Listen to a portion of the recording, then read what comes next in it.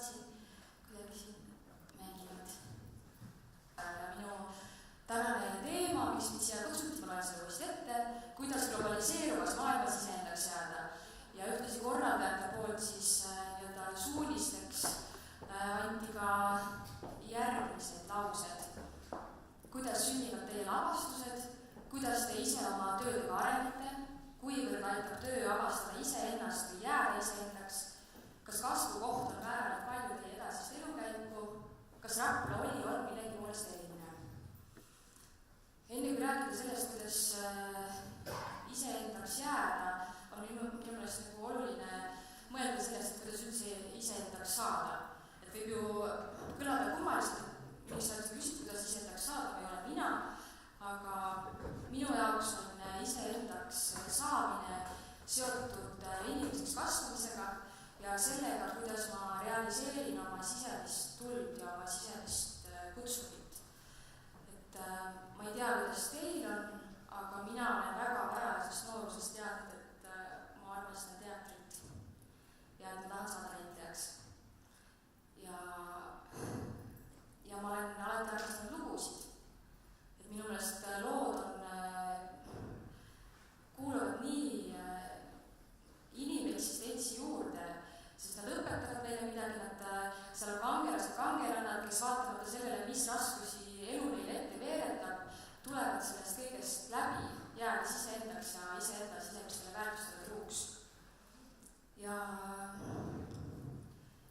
ma mäletan, kui ma elasin Kotilas, olin väikene tüdruk ja mõtlesin, et ma tahaksin saada näitlejaks, ma tahaksin tegeleda teatriga ja mulle tundus, et see on võimatu, olles pärit nii väikesest kohast ja omamata mingisugust tugistruktuuri seal ümber. Aga see soov ja tahe ja tuluke minus kasvas ja ka siis, kui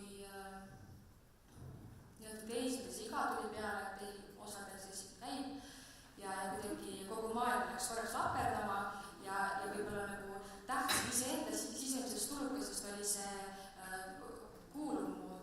kuuluvusvajadus. Aga see sai ka ületatud ja ma leidsin oma teel.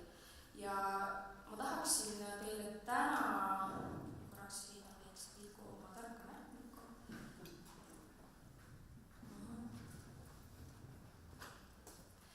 Et siin oli üks väga huvitav küsimus, millest ma mõtlesin, et kuidas te ise oma töödega arenete. Ja kui ma sellest mõtlesin, siis ma sain aru, et ma arenen oma töödega tänu sellele, et ma sean iga kord järjest keerulisemaid ülesandeid ja katsun oma asju sättida nii, et mul oleks endale huvitav ja teistel oleks huvitav. Ja samamoodi ka, mis sunnib arenema on see, et ükskõik kui hästi see asju ette planeeriks, alati juhtub mingid ettenägematusi, mis tähendab, et sa pead ülikiiresti reageerima, olema nutikas ja ennast sealt ikkagi kuidagi välja.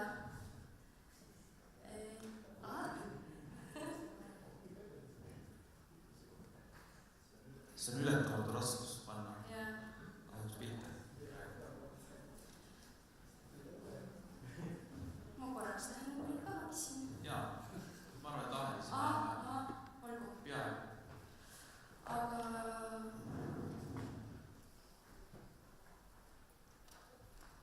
ma mõtlesin täna teil rääkida sellest, et konkreetsete lavastuste näitel, et kuidas on neid arendanud ja missugused probleemid on neid uues siis esile kerkinud.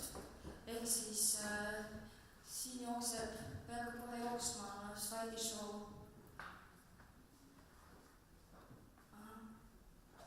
Kus viib? Ma tunnen.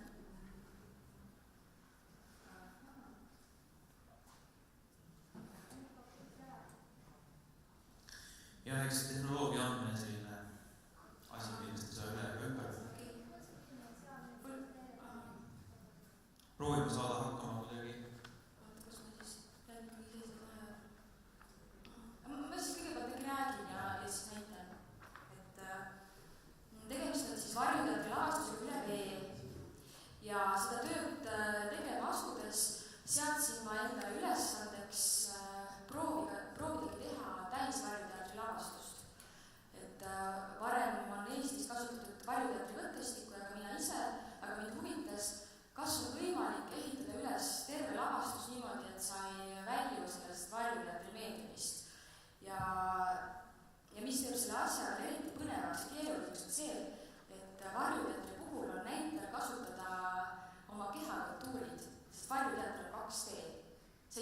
silmaga, sa ei saa mängida miimikaga.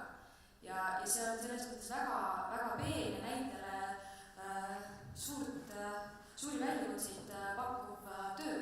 Ja teine ülesanne, mis ma iseendale püstitasin lavastajana, oli see, et kas on võimalik teha teatrivahenditega filmi. Et kui te vaatate kas või seda pilti siin, see on fotolavastusest, et ta mõjub pigem kuidagi üle elusuuruse animatsioonina. Ja sealt tekkis idee, et aga võib-olla ongi võimalik kuidagi väga filmilikuks üles ehitada. Ja kui te mõtlete filmi peale, siis mis on filmi kõige väiksem osis? See on kaader. Ja lõin minagi lavale siis kaadrit, 3 kaadrit. Kas te mäletate, kas siin on veel noori, kes teavad, mis asi on grafoprojektor? Jüri teab, jah?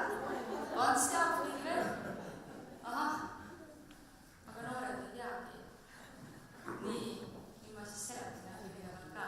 Grafoprojektor on selline projektor, mida kasutati siis, kui mina veel koolis käisin, selleks, et ekraanile kuvada mingit materjali, mida kas õpetaja viitsid tahvlile käega kirjutada. Ehk siis, et see on selline riistapuu, kus üleval, kus on valgusallikas, siin on luup, see projekteerib ekraani peale ja sa saad kirjutada oma tavalise käekirjaga ekraani peale, see projitseerib suurena. Mis on luup? Kuidas? Mis on luup? Kui siin on inimesed, kes on füüsikateadlikud, siis nad võivad selgitada seda.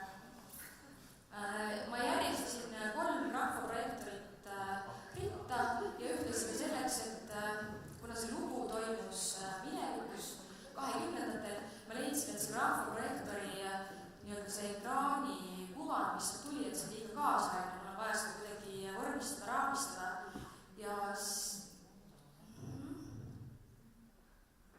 ja kui te näete siin sellel pildil see ülemine serv, et ma tundsin, et mul on vaja luua atmosfääri, mis viib meid kuidagi viivitamatult tagasi minevikku. Ja me hankisime endale sellised käärid, lõikasime servad, asetasime raamid grafoprojektori peale ja me saime ilusad kaadristatud pildid. Ja loomulikult ma näitan võib-olla ka siit ühte pilti, kus on pildi jookseb. Lisake aru. Ahah, ta vist hangus täitsa ära. Nii. Ahah, siin ma siis seisan. Ja ei liigugi edasi ega tagasi. Kas keegi saab tehnikaga paremini võib-olla? Meil siin tehnika inimestega näevad, mina olen ka koolis tehnika ikka võhik. Sellepärast ma siin jutuga teengi siin asja. Tehnikaga ei suuda tehes. Kas te räägite mõne anekdoodi vahel? Ma ei ole hea anekdoodi rääkija küll väga. Aga Kas keegi on etendusi näinud? Teist? jah, Sul on praegu midagi jooksmas? jaa, ma ei jõua, aga see mul jooksmas on jah mõned asjad ka. Aga ühesõnaga üle veel siis see, et ma sain ühendada oma armastuse filmi vastu, mis on ka olnud minus väga tugev teatriga. Et seesama, et meil olid grafoprojektorid kasutada, see andis mulle võimalust mängida erinevate plaanidega. Kui te teate, siis filmi keel, seal on suur plaan, üldplaan, keskplaan.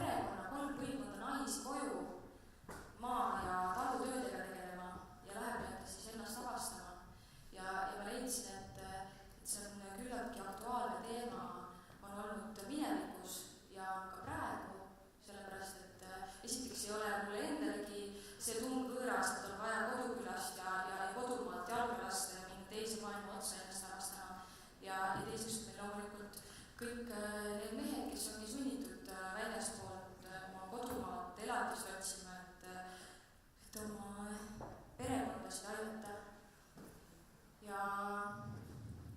Ja selles mõttes see töö oli küll jah, üks sellistest, kus need iseendale püstitatud ülesanded said täidetud ja ka töö jooksul ilmuvad probleemid kuidagi lahendatud. Aga Kristo tule korraks igaks juhuks veel lähemale siia.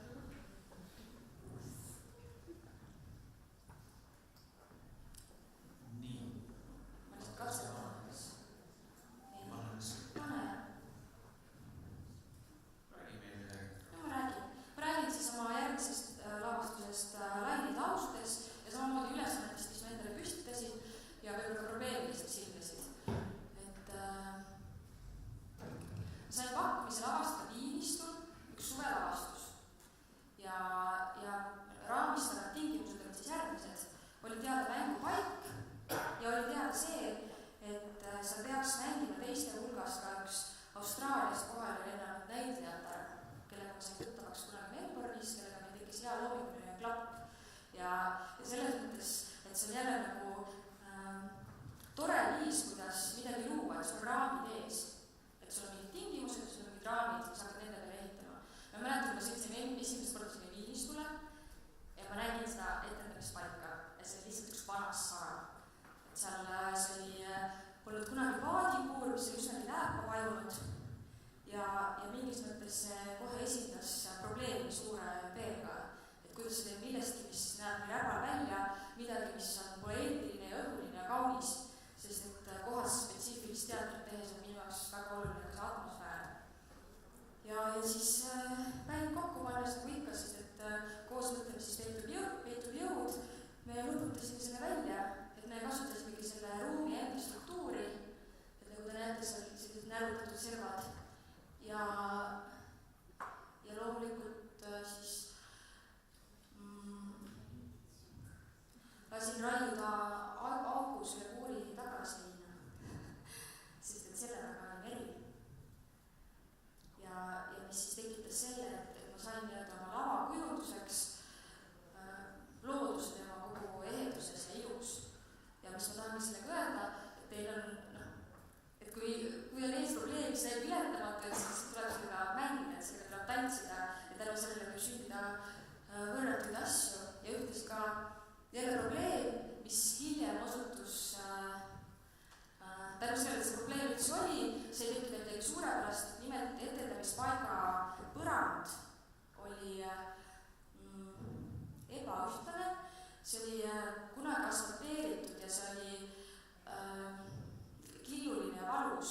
Ja kui ma lihtsalt pelgalt kujutlesin ette, et näitlejad ühel hetkel jooksevad seal ringi ja nad võib-olla kukuvad, purustavad põlved, hambad, kes teab mida ja ma ei saa lasta sellel juhtuda, et see võib olla turvaline, aga see ei pane samas ka väliõhu etendusele vaipa maha, et see kuidagi ei sobi.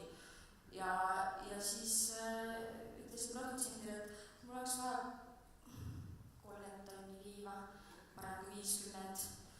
Ja jälle hea toetajate juhatusel ja õnnelikul kokkusattumusel me saime selle liivagi sinna, et nagu te näete, et sai siis etendamispaigale väga palju juurde, et ka sellest liivast sai justkui omamoodi tegelane selles lavastuses. Ja samamoodi, mis mind inspireeris, mis mind inspireerib alati, on töö muusikutega, heliloojatega. Et see oli esimene kord, kui mul õnnestus päriselt töötada. Kristo, ole hea, natuke, kas sa ma keeran edasi, ma nii kaua vett ja räägin.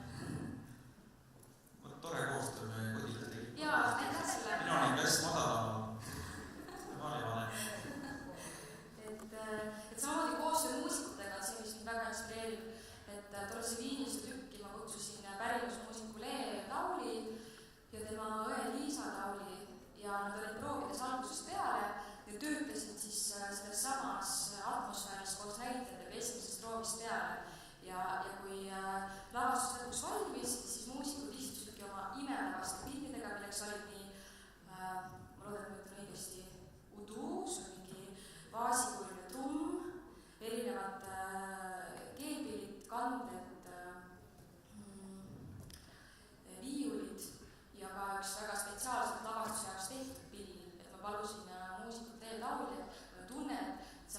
vajab mingit laadi erilist soundi. Minu meelest sellist pilli maailmas ei eksisteeri, et palun tegite see pill. Ja siis Lee võttis katkenud banjo keeled, mingid traadijupid, torukolakad ja lõi sellest täiesti uue instrumendi, mis kõlavad väga lahedalt ja mis andis samamoodi sellele atmosfäärile väga juurde. Ja siis lavastuses oligi niimoodi, et muusikud istusid sellise nurga, et publik neid ei näinud ja mängisid koos näitlejatega, et see oli selles mõttes nagu võrratu sümfoonia ja koostöö. Ja üks ülesandest samamoodi, mis ma ise endale püstitasin seda lavastust tehes, oli see, et ma tahaksin mängida erinevate aegadega. Ma tahaksin luua sellist struktuuri, kus kaks lugu jooksevad paralleelselt ja me just alguses ei saa aru, mis seos neil omavahel on. Kui te mõtlete Tarantino filmide peale näiteks, et seal on erinevad liinid ja ühel hetkel need saavad kõik kokku. Ma tahtsin teha midagi sellist, aga ma veel tahtsin seda teha erinevas ajas. Meil oli siis kaks liini, üks, mis toimus aastal 2015 suvi ja teine, mis toimus aastal 1920 suvi. Ja lõpuks mul õnnestus need liinid ühendada ja see oli väga, väga lahe töö. Äkki näitan jõudsin lõpuni. Näitan ühe lavastuse fotosid veel ja räägin ise endale püstitatud ülesandest ja siis teevad otsad kokku ka. Kas sa üritab manada selle sulle ette? Ja kas sa üritad äkki ka lõpsida seda noot edasi? Aitäh sulle, Krista. Nüüd lavastus Süüria rahvalood tuli välja Vabal laval sellel sügisel. Ja kõigepealt ka, et miks ma valisin teemaks Süüria rahvalood, oli sellepärast, et seonduvalt meie globaliseeruvas maailmas toimuvate rännetega ja probleemidega tundus mulle, et mul on hästi vaja ja kohe kiiresti aru saada teise kultuuriruumi väärtushinnangutest ja et üldse teada saada, kas meil on mingit ühispinda, mille pealt edasi mõelda ja olla. Ja mulle tundus ka, et ma olen ilmselt liiga püsimatu, et näiteks lugeda läbi Koraan, aga mõtlesin ka samas, et et rahvajutud on ju see meedium, läbi mille peaks saama väga hästi aru teise rahva selles suhtes, et iseenesest mõtestavad, sest need on ju disainitud selleks, et edasi järgmisele põlvkonnale anda elamise õpetust ja üldse seda, kuidas maailm töötab. Ja selgus ka selline huvitav tõsiasi, et Süürias ei oldudki rahvaluulet kogutud enne kui 1980-ndatel. Et kui meie eestlased siin olime tõesti eeslinlased selle osas ja jõudsime ka väga palju päästa, et siis seal ei tuldud selle peale ilmselt väga kaua ja ilmselt sellepärast, et rahvajuttude perekeskis jutustamine oli elu nii orgaaniline osa, et keegi tulnud selle peale, et see kunst võib ühel hetkel hääbuda. Aga kui 80-ndatel tuli peale raadiotelevisioon, siis mingid helgemad pead seal said aru, et võib-olla see nüüd kaob, et me peame kohe samast kinni saama. Ja siis seal oligi üks noor Süüria poeet, Samir Tahan, kes siis oma abikaasaga reisis Aleppo lähiste ringi ja korjas viimaste riismed kokku. Ja selles mõttes oli tema töö eriti tänuväärne, et ta oli tegelikult ühes lõhkeaine õnnetuses, kunagi kui ta ise sõjaväes teenis, kaotanud oma jalad ja silmanägemise ja kuulmise, osa kuulmisest õnnestuti pärast taastada.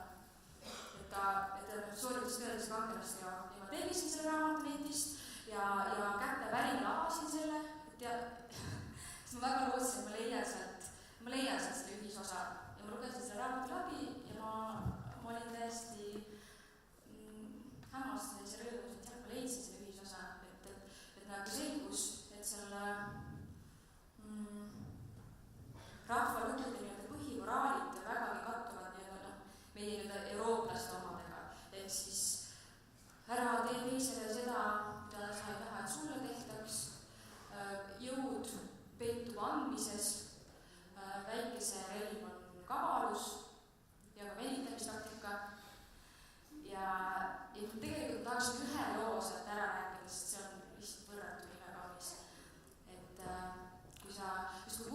süüri kultuuriruumiga, siis on nagu teatud eeldused selle kohta või ütleme isegi eelarvamused. Aga seal oli üks täiesti fantastiline muinasjutt, mis kummutas nagu minu jaoks väga paljud. Ehk siis seal oli üks lugu, mille pealkirjale pani tähele, oli tüdruk, oli väike tüdruk. Ja lugu siis seisnes selles, et selle tütarlapse isa oli rändkaupmees ja millegipärast oli kuningas ära keelanud rändkaupmeestele oma kauba pakkumise ja keegi ei tea seda seletada miks, et kas kuningas, kas ta oli just noor kuningas või võimule tulnud, tegi ta seal mingisuguseid reformatsioone või tal oli migreen, seda ei teata. Aga igatahes rändkaupmehed ei tohtinud tänavale ärmata. Kuidas sa ikka oma kaupa pakud, kui sa ei hüüa seda välja? Ja tüdruku isa, kellel oli vaja oma laps ikkagi ära toita, läks ja riskeeris ja loomulikult ta võeti kinni ja hiljuti elus läks vangitorni.